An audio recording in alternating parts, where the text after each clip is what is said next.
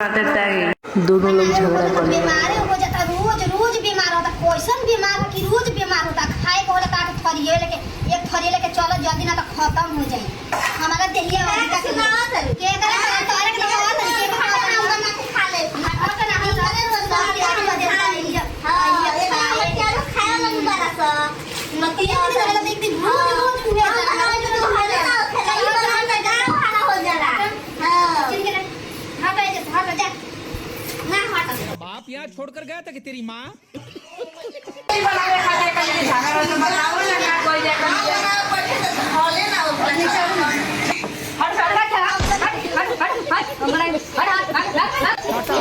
good by